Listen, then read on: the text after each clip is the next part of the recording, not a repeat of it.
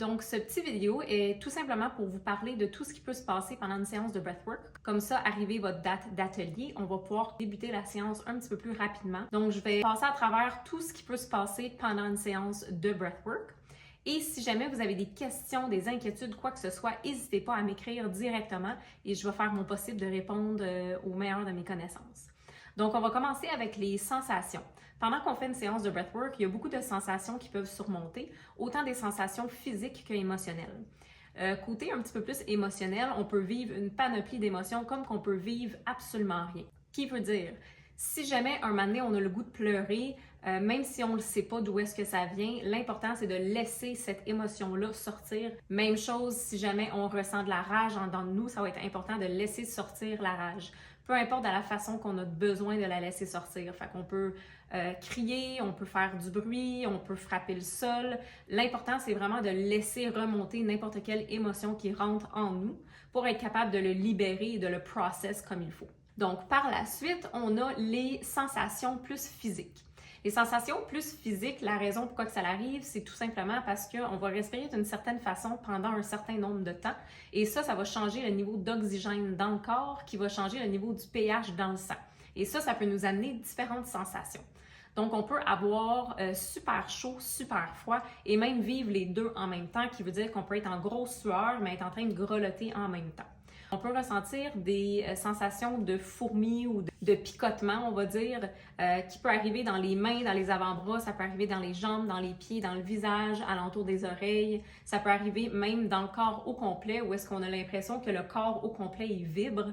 Et j'ai même des clientes qui m'ont dit qu'il y avait l'impression que leur corps au complet était comme cloué au sol. Okay? Encore une fois, il n'y a rien de dangereux là-dedans, mais je préfère quand même le mentionner pour que vous soyez prête à toutes les sensations qui pourraient arriver. Ça ne veut pas dire que ça va arriver, mais ça se pourrait.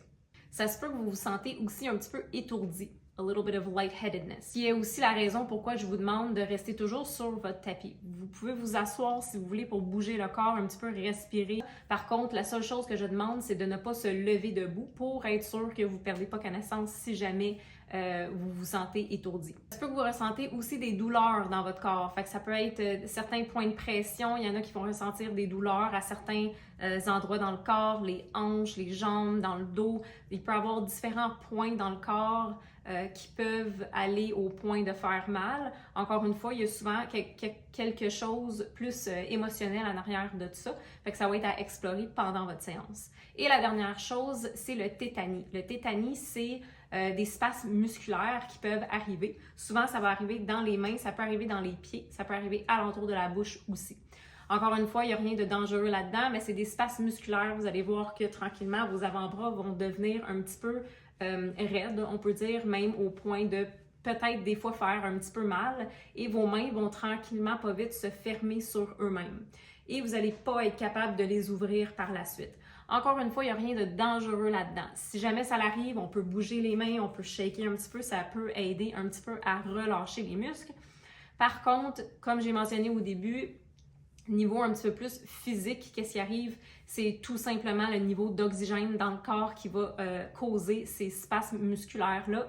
Au niveau un petit peu plus émotionnel, un petit peu plus spirituel, quand ça arrive au niveau des mains, c'est souvent le contrôle. C'est souvent quelque chose qu'on n'est pas prête à relâcher. Fait que des fois, de juste se poser la question de qu'est-ce que j'essaie de contrôler or what am I holding on to, c'est quelque chose que vous êtes en train de tenir puis vous ne voulez pas relâcher. Fait que des fois, juste vous poser la question, ça peut aider à relâcher les mains. Quand ça arrive au niveau de la bouche, c'est souvent quelque chose qu'on ne dit pas. Fait que we're not speaking our truth. There's something that we're not saying. Fait qu'encore une fois, on peut se poser la question what am I not saying? Who am I not saying it to? Sans nécessairement chercher la réponse, mais de juste un peu lancer ça dans l'univers, ça peut des fois aider à avoir de la clarté sur quelque chose. Donc, quoi faire si jamais on a ces sensations-là? Bien, l'important, ça va être de se laisser vivre toutes les émotions qu'on a à vivre. Si jamais on a des sensations plus physiques, qu'est-ce qu'on peut faire? On peut bouger le corps, on peut shaker le corps au complet, on peut venir s'asseoir, bouger les hanches. On retient énormément de trauma dans nos hanches, fait que important de bouger les hanches s'il faut.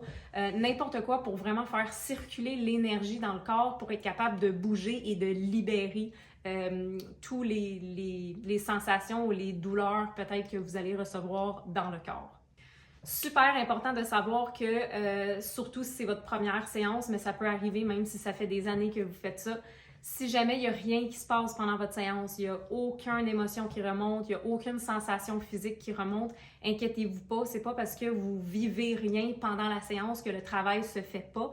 Le breathwork, c'est vraiment au niveau somatique, c'est pas au niveau du mental qui fait en sorte que le travail il se fait pareil, même si on a l'impression qu'il n'y a rien qui se passe. Fait qu'inquiétez-vous pas, c'est pas que votre séance elle a pas fonctionné, c'est vraiment juste qu'à ce moment-là, vous aviez à vivre cette séance de cette façon-là.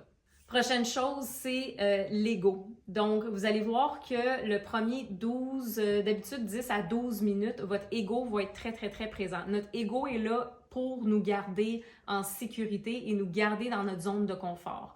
Fait que lui, pendant le début de la séance, il va questionner, on va avoir la tête qui roule, on va peut-être bâiller.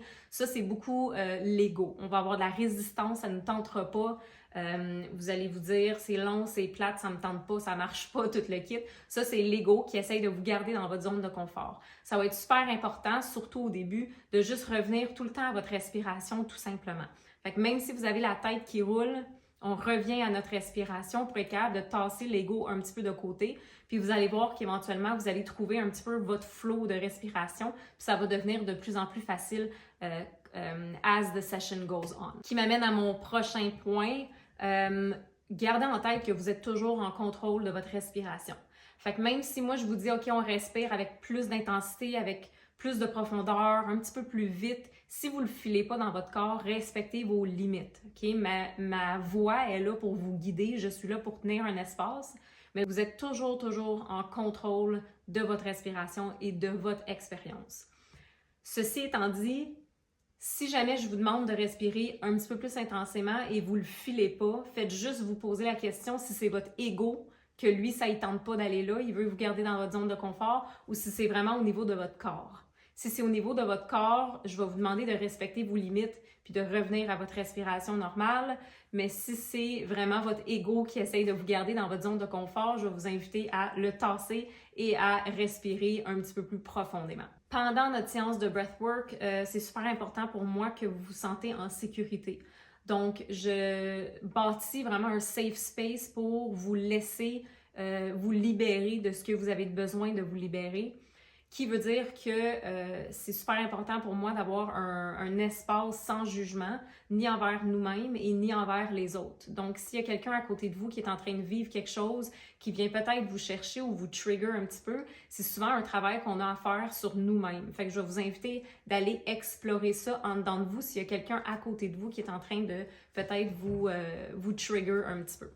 Dernière petite chose, le confort. Mon but pendant la séance, malheureusement pour vous, ça va être de vous amener dans l'inconfort, OK?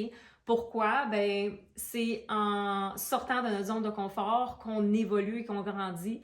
Donc, pendant le breathwork, mon but, ça va être vraiment de vous amener dans l'inconfort, d'aller explorer ces parties-là dans votre corps qui vous rend justement un petit peu inconfortable parce que c'est souvent, il y a souvent quelque chose de caché en arrière ça. Et moi, c'est là où est-ce que je veux aller pour être capable de sortir ce morceau-là, pour être capable de se libérer, pour après ça être capable de, je vois ça vraiment comme enlever des couches d'oignons pour essayer d'aller chercher vraiment qui on est to the core. Fait qu'aller chercher vraiment notre plein potentiel. Alors, après tout ça, la dernière petite chose que je veux dire, c'est à n'importe quel moment, si vous vous sentez pas bien, vous vous sentez pas en sécurité, c'est trop pour vous autres les sensations, n'hésitez jamais à revenir à votre respiration normale pour le reste de la séance, pour une couple de minutes, pour être capable de vous calmer un petit peu le corps et après ça reprendre. Mais gardez en tête que vous avez toujours la possibilité de revenir à votre respiration normale. Donc, sur ça, si jamais vous avez des questions, n'hésitez pas à m'écrire, soit par email, sur Instagram, sur Facebook. Je pense que vous avez aussi mon numéro de téléphone. Donc, n'hésitez pas à me contacter si jamais il y a quelque chose. Et sinon, ben, on se voit à notre prochaine séance de breathwork. Passez une super belle journée. Bye!